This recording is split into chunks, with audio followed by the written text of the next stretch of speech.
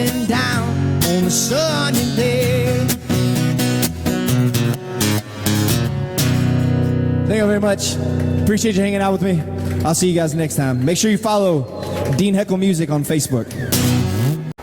Hey guys, today we're at Avalanche Motorsports and we're going to talk about the all-new 2018 Seafox 266 Commander.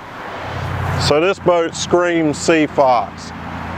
Big flared out bow, signature stripe built into the hull. This particular boat is finished in aquamarine, which is a new color for 2018. We've got aquamarine under the hard top, white powder coating, white custom painted engines. Moving back here, of course we've got the recessed trim tab pockets, underwater LEDs. That's the LED package that comes with additional mood lighting inside the cockpit. This particular boat's equipped with twin 150 XB motors, super fuel efficient. I've got one of these boats myself. It averages about 3 miles to the gallon, cruising at about 3,500 RPMs. Makes for a great package. This boat is also available starting with a single 300 motor. We can also do a 350. Of course, again, this boat's got twin 150s. It's available with 200s as well in both XB and XCA configurations. So as I move aboard this boat, right here just in front of the motor well area, we've got an optional ski tow bar. We've got 4 large rod holders here. I'm standing on a pass-through jump seat. It folds up and down. We've got a nice stepped area here to make entry and exit super easy. Just between the 2 jump seats, we've got a 55-gallon aerated live well, and it's round. It's going to do a great job keeping the bait alive. So just in front of the live well here, we've got this rear jump seat with a combing board. While you're fishing, you can fold this flat. Makes for a larger available space back here. For cruising, we'll fold it up so we have additional seating. Just under this is access to all your pumps. It's fully finished, fully gel coated. Just in front of this area, we've got 2 large hatches here. These are your insulated, macerated fish boxes. We'll move forward. We've got additional rod holders here in the leaning post. We got them all throughout the gunnel. This particular leaning post, my favorite position is with the bolsters folded up, used as a leaning post rather than a seat. This is the most comfortable position to me, but you can fold them down, and you do have a footrest here. All brand new helm for 2018. They removed the center pod with all the switches and gauges and laid everything out below. Gave us a additional space for twin screens up to 16-inch. We've got your switch panel down here, super easy to get to, command link gauges. These particular motors again are mechanical, so this is standard. Your standard kicker 8-speaker stereo, that is a Bluetooth model. We've got a C-Star tilt helm. Of course, this boat's equipped with 2 motors, so this is your dual binnacle. Just below that, we've got a glove box here with charging access and audio input. All right, rod holders. So we've got 7 out back here. We've got 2 kings, 5 center. This new hardtop has 4 storage boxes, 1 forward, 1 aft, 2 on each side of the boat. It also has 4 spreader lights all the way around. It is pre-rigged for taco outriggers. They did carry over the freshwater misting system that is standard in the hardtop, and this new sunroof is awesome. It opens and shuts. It just makes for a great streamlined hardtop. So when I'm fishing, I'm wondering where all my equipment is. On this particular boat, there's going to be no question. On the starboard side of the console here, they've got this great tackle station. This is standard on the 266. So we've got 6 Plano boxes We've got a nice shelf here, a drawer, and we've got spools for your lines there. So today I'm not going fishing. I'm taking the family out. I moved all my stuff out of the boat. We're going boat riding. Look at the bow here. This thing is family friendly in the front. Scallop seating, stowaway backrest for ease pass through.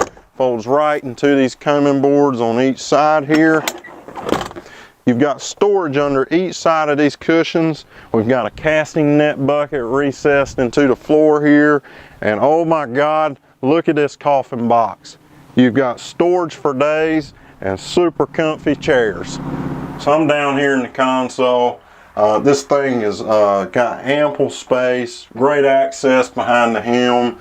The tub here is fully finished, gel coat. We've got a freshwater sink. This particular boat that I'm in now has a electronic toilet with overboard discharge, which is a very popular option. And this is new as well. They've got the bow filler board stowed away up top here. So in short, if you're headed to the lake, the river, or going offshore fishing, this 266 Commander should definitely be on your short list. And at Avalanche Motorsports, starting just under $90,000 NAP pricing, it costs less too.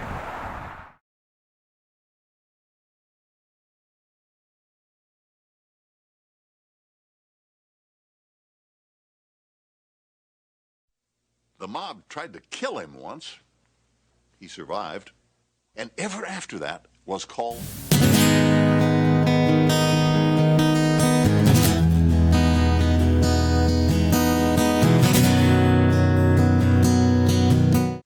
The mob tried to kill him once. He survived, and ever after that was called Lucky. He became the godfather of the modern crime syndicate.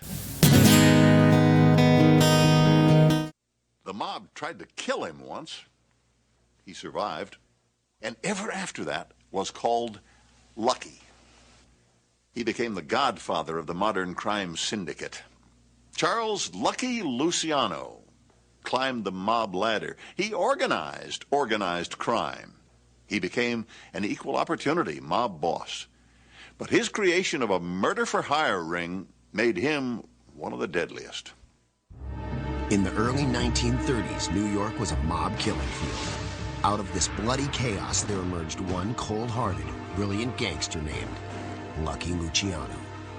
You never looked in his eyes, because it was strange, it was haunting, weird.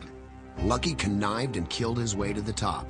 When he got there, he laid the foundation of modern organized crime, and the money poured in.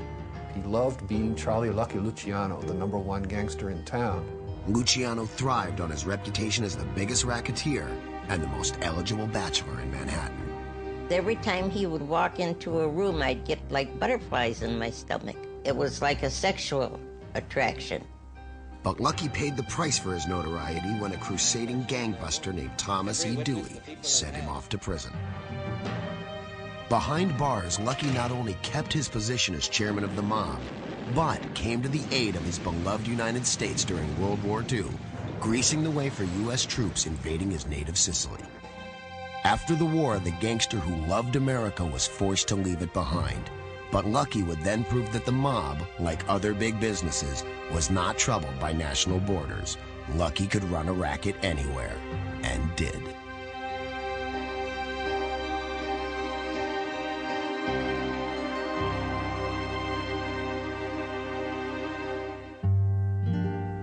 The man who would one day make the mob run like a big business was born in the poor Sicilian town of Lercara Friuli on November 24th, 1897, and given the name Salvatore Lucania.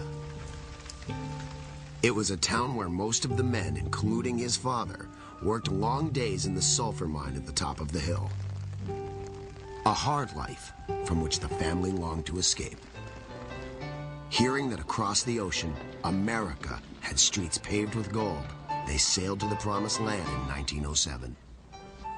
The family found a flat in a Jewish neighborhood on the Lower East Side of Manhattan, just a few blocks from relatives in Little Italy. Only the streets were not as promised. Housing was cramped and dirty. Crime was rampant. Young Salvatore, one of 4 children, enrolled at PS 40, but he rarely showed up at school. Soon he was dumped into the Brooklyn Truant School. By age 14, he was a dropout. His first job, delivery boy for a hat maker, earned him $7 a week. Chump change to many of the young hoods that Charlie encountered on the streets. Their racket, shaking down immigrants who sold food and clothing from pushcarts. Salvatore also saw kids his own age, gambling, fencing stolen goods, and dealing drugs. The streets were soon his classroom of crime. He was an eager and clever student.